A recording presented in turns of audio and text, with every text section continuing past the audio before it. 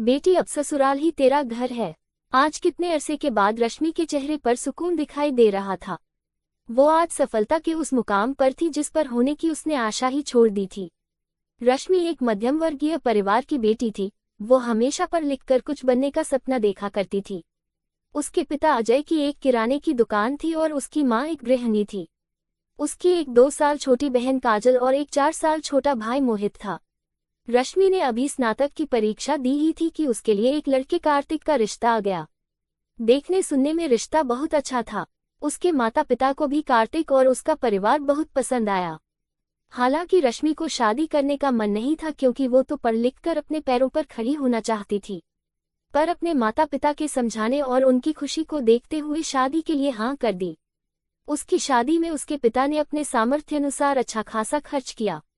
शादी के बाद रश्मि अपने ससुराल आ गई और अपने पारिवारिक जीवन में मन लगाने की कोशिश करने लगी।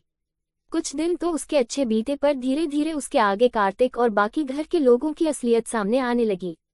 वो लोग रश्मि को हमेशा दहेज लाने के लिए प्रताड़ित करते और उसके साथ सुबह से रात तक सिर्फ काम करवाते रहते थे। उसकी हालत नौकरानी से भी बदतर बना दी गई थी।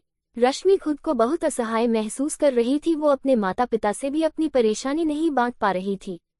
उसे लगता था कि मेरी परेशानी सुनकर मेरे माता पिता भी परेशान हो जाएंगे और वह बचपन से ये भी सुनते आ रही थी कि जहाँ की डोली जाती है वहीं से उसकी अर्थी भी उठती है। बस यही सब सोचकर वो अंदर ही अंदर घुट रही थी।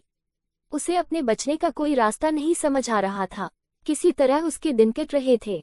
अचानक एक दिन रश्मि के पिता अपनी बेटी से मिलने उसके ससुराल पहुंचे।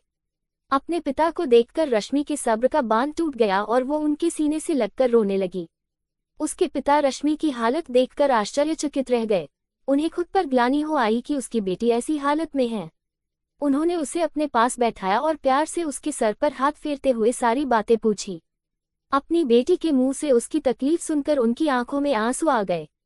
उन्होंने उसे अपने गले से लगाते हुए कहा कि इतने दिनों से तुमने हमें कुछ बताया क्यों नहीं।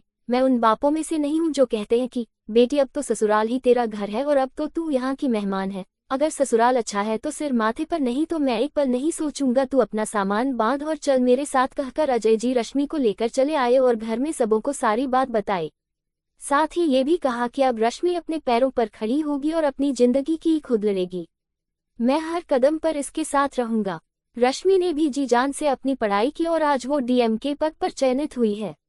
दोस्तों, आपको ये कहानी अच्छी लगी हो तो प्रतिदिन कहानी पढ़ने के लिए चैनल को लाइक, शेयर और सब्सक्राइब जरूर करें और कमेंट में अपना राय जरूर बताएं। धन्यवाद।